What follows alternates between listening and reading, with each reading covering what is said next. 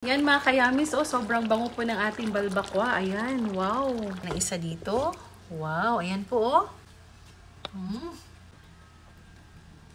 oh. Balat.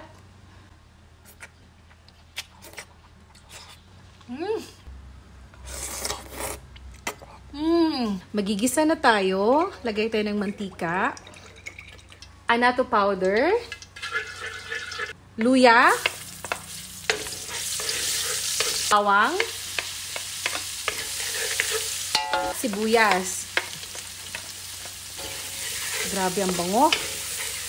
So, meron tayo ditong pata ng baboy. Wala akong nabiling baka. So, ito na yung ginamit natin. Napakuluan ko na pala to. Palambot na natin to. Halu-haluin lang natin. Maglagay tayo ng patis. Paminta.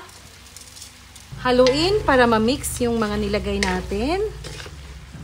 Ayan, sobrang lambot na ng ating karne. Oh, napalambot na kasi natin to. Ayan. Maglalagay din ako ng soda. At yung sabaw na pinagkuluan niya kanina. Ayan. So, takluban na natin at pakuluan. So, ito, kumulo na siya. Kalimutan ko maglagay ng tanglad. Ilagay muna natin dyan para mas mabango. Takpan natin ng mga 5 minutes lang muna.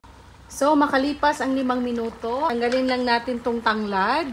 Maglalagay ako dito ng konting tomato sauce. Konti lang. Pork and beans. Black beans. Pineapple juice. Ayan, sikreto ko yan. Charot.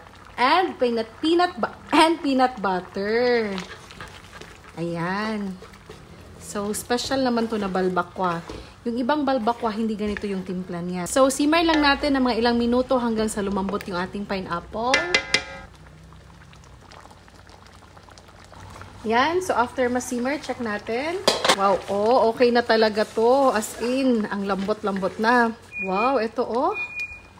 Wow, grabe naman yan. Sarap ng balbakwa. Isa to sa mga favorite kong pagkain. Ngayon, ilalagay na natin itong bell pepper. At itong dahon ng sibuyas. Ayan. Yan oh. Wow.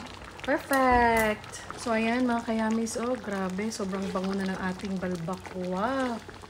Ayan oh. Wow. Mix na natin. So, simmer lang natin to ng mga 5 more minutes. And then, ready to eat na to. Ready to serve na. Oh, ready na po itong ating balbakwa.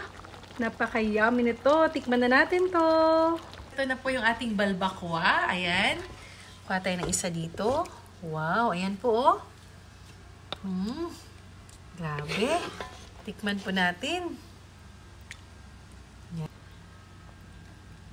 Ayan. God bless His food. Amen. Ooh. Balat.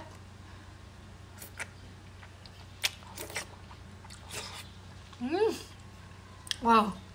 Ang lambot at napakasarap. Init pa konti.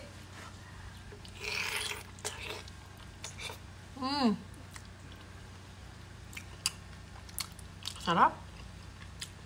Malinamnam. Yan po oh. Napakalambot.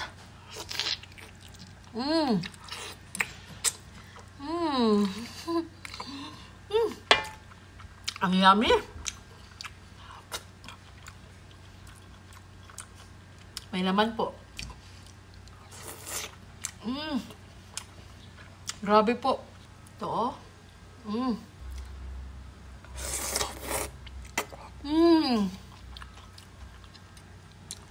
May namis-tamis at malapot yung sabaw. Last bite po tayo.